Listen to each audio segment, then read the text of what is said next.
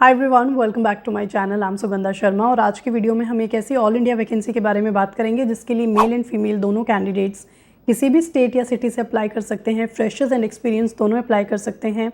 इसके लिए आप किसी भी स्ट्रीम से आते हैं, आप एलिजिबल होंगे। और इस वैकेंसी के बारे में एक बहुत अच्छी चीज़ ये है कि इसमें आपकी पर मंथ सैलरी ₹1 लाख होगी।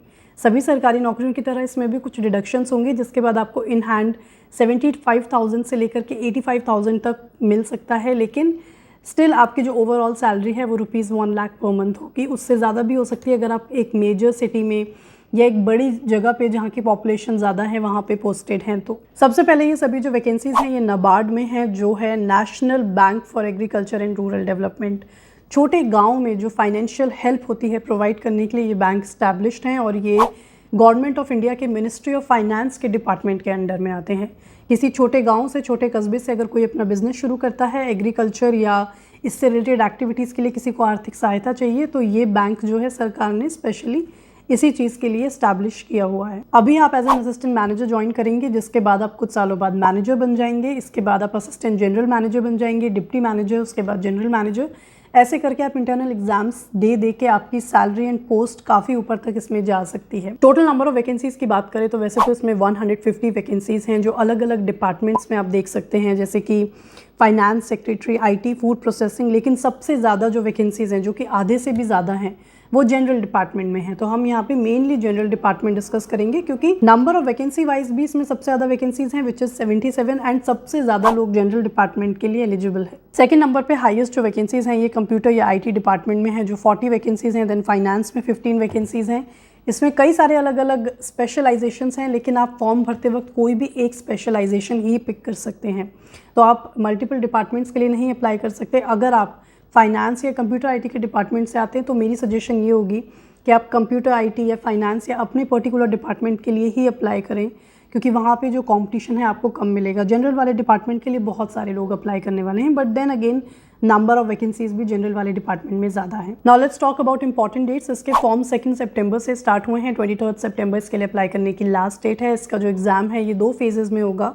फेज़ 1 का एग्ज़ाम इसका अक्टूबर में होगा, अराउंड 16 अक्टूबर, एंड फेज़ 2 का एग्ज़ाम नवंबर में होगा। विच मीन्स जो लोग जनरली सरकारी नौकरी इसलिए नहीं भरना चाहते क्योंकि प्रोसेस बहुत स्लो होता है। आज फॉर्म निकला तो नौकरी मिलने में 1-1.5 साल लग जाता है। बहुत अच्छी जॉब वैकेंसी है क्योंकि पूरा प्रोसेस बहुत जल्दी कंप्लीट होता है, जिसकी वजह से जॉब आपको बहुत जल्दी मिलती है। Now let's talk about eligibility criteria. सबसे पहले एज 21 से 30 ईयर के एज ब्रैकेट में जो लोग आते हैं वो इसके लिए अप्लाई कर सकते हैं। SC/ST को 5 ईयर्स का, OBC को 3 ईयर्स का, एंड पर्सन विद डिसेबिलिटी यानी PWD को 10 ईयर्स का एज रिलैक्सेशन है। क्वालिफिकेशन की बात करें तो इसमें ग्रेजुएशन में मिनिमम 60% मांगे हैं, लेकिन SC/ST एंड PWBD के कैंडिडेट्स के लिए 55% मांगे हैं। जो ग्रेजुएशन है अगर वो किसी भी स्ट्रीम में है तो आप जनरल वाले पोस्ट के लिए अप्लाई कर सकते हैं, लेकिन अगर वो इन गिवन सब्जेक्ट्स में से किसी में है तो आप उस स्पेशलाइजेशन के लिए अप्लाई कर सकते हैं। जैसे कंप्यूटर या IT के लिए आपकी उसी सब्जेक्ट में ग्रेजुएशन हो, फाइनेंस के लिए आपकी उसी में ग्रेजुएशन हो, ये मांगा गया है। अगर आपकी इन गिवन स्पेशलाइजेशन में ग्रेजुएशन नहीं है तो जनरल वाली पोस्ट के लिए कोई भी ग्रेजुएट अप्लाई कर सकता है। नेक्स्ट एग्जाम सेंटर्स, जैसे कि आप देख सकते हैं आपके स्क्रीन पे कि प्री वाला जो एग्ज़ाम है यानी जो फेज़ 1 एग्ज़ाम है उसके लिए काफ़ी सारे एग्जाम सेंटर्स हैं, लेकिन जो मेंस का एग्ज़ाम है यानी जो फेज़ 2 का एग्ज़ाम है उसमें थोड़े से कम एग्जाम सेंटर्स हैं। लेकिन जब आप प्री का एग्ज़ाम क्लियर कर लेंगे तो ये रियली मैटर नहीं करेगा कि एग्ज़ाम सेंटर आपकी सिटी में है कि नहीं, क्योंकि आप ऑलरेडी काफ़ी सारे कैंडिडेट्स को पीछे छोड़ चुके हैं। तो your main focus will be to get the job. Exam pattern and syllabus की बात करते हैं। इसमें आपके 2 रिटर्न एग्जाम और 1 इंटरव्यू होगा। 2 रिटर्न एग्जाम्स, एक प्री होगा, एक मेंस होगा। मेंस के बाद एक साइकोमेट्रिक टेस्ट भी होगा जो आपकी साइकोलॉजी एंड पर्सनैलिटी को चेक करने के लिए होगा, एंड फाइनली आपका एक इंटरव्यू होगा। 1 बाय 1 मैं इन सभी एग्जाम्स को एक्सप्लेन करती हूँ और इनका सिलेबस आपको बताती हूँ। तो जो फेज़ 1 का एग्ज़ाम है यानी जो प्री का एग्ज़ाम है ये टोटल 2 घंटे का होगा। इसमें 200 क्वेश्चंस आएंगे, हर क्वेश्चन 1 नंबर का होगा, सो टोटल 200 मार्क्स का पेपर होगा। इसमें आपके टोटल 8 सब्जेक्ट्स आएंगे जो टिपिकली हर एग्जाम में आते हैं। English, general knowledge, maths and reasoning. इनके अलावा कंप्यूटर का भी टेस्ट होगा, और इसके अलावा 3 और सब्जेक्ट्स हैं जो हैं decision making, rural India, economical and social issues, and agriculture and rural development. अब ये जो शुरू के 5 subjects English, GK, maths, reasoning and computer, ये सिर्फ क्वालिफाइंग इन नेचर है, यानी आपको सिर्फ पासिंग मार्क्स इसमें लेकर आने हैं, बेयर मिनिमम मार्क्स लेके आने हैं। आपको सबसे ज़्यादा मेहनत करने की ज़रूरत किस पे है? जो लास्ट में मैंने 3 सब्जेक्ट्स बोले, क्योंकि उसके जो मार्क्स हैं वो मेरिट में ऐड होंगे। जो लोग अपना फेज़ 1 यानी प्री का एग्जाम्स क्लियर करेंगे उन्हें अपना मेंस का एग्ज़ाम देने को मिलेगा, जो उनका सेकंड फेज़ होगा।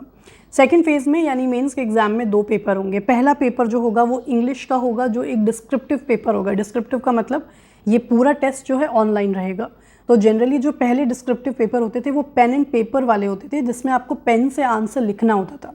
बट अब क्योंकि ऑनलाइन होगा आपको कीबोर्ड से टाइप करना होगा।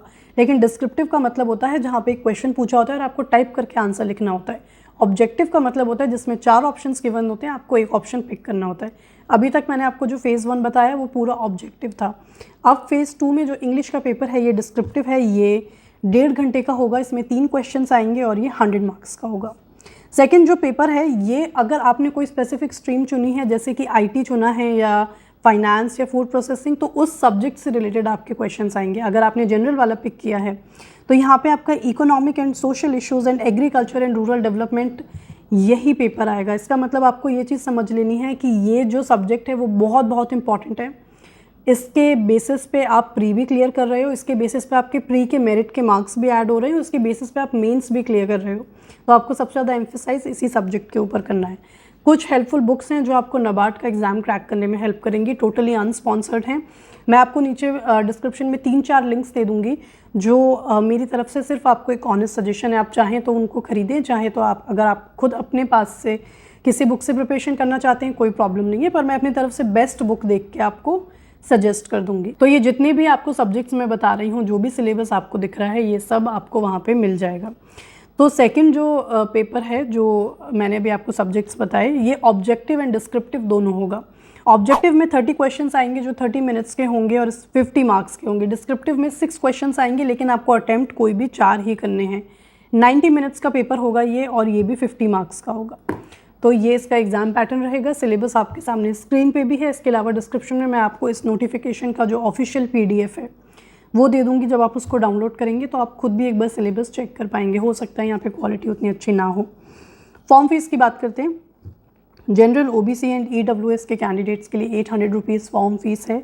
SC ST and physically handicapped candidates के लिए ₹150 फॉर्म फीस है। सैलरी की बात करें तो जैसे कि मैंने आपको बताया था कि इसमें आपकी salary 1 lakh, sometimes 1 lakh plus भी हो सकती है। गवर्नमेंट जॉब में सैलरी फिक्स्ड नहीं होती है, अलाउंस के ऊपर डिपेंड करता है। ऐसा भी हो सकता है कि 90,000 सैलरी हो, 80,000 सैलरी हो और इन हैंड और कम मिले, but generally saying 90,000 to 1 lakh per month होती है। इन हैंड आपको 70-75,000 से लेकर के 85,000 तक पर मंथ मिलती है। मेंस के एग्जाम के बाद आपका एक साइकोमेट्रिक टेस्ट होगा जो आपकी पर्सनालिटी चेक करने के लिए होगा। बहुत छोटा सा टेस्ट होगा और ये नया ही रिसेंटली ऐड हुआ है। नाबार्ड के फॉर्म हर साल निकलते हैं। ये एक ईयरली कंडक्टेड एग्जाम है और ये I think to the best of my knowledge first time psychometric test हो रहा है। इसके बाद फाइनली आपका एक इंटरव्यू होगा जिसका कोई ऐसा जो टाइम ड्यूरेशन नहीं है, 15 मिनट भी चल सकता है, 30 मिनट्स भी चल सकता है। पर ये इंटरव्यू 50 मार्क्स का होगा और आपकी जो फाइनल मेरिट लिस्ट बनेगी ये आपके प्री के कुछ सब्जेक्ट्स, जो लास्ट 3 सब्जेक्ट्स आपको बताए थे, आपके मेंस का पूरा पेपर और आपके इंटरव्यू के बेसिस पे बनेगी। ना how to apply for this, description में मैं आपको इसका लिंक दूंगी। वहाँ से आप जाके ऑफिशियल PDF भी डाउनलोड कर सकते हैं, हेल्पफुल बुक्स भी देख सकते हैं और इसके लिए ऑनलाइन अप्लाई करने का डायरेक्ट लिंक भी आपको मिल जाएगा। I hope this video was helpful for you. अगर आप कुछ और जॉब वैकेंसीज जानना चाहते हैं तो आप मुझे कॉमेंट करके बता सकते हैं। Thank you very much for watching this video.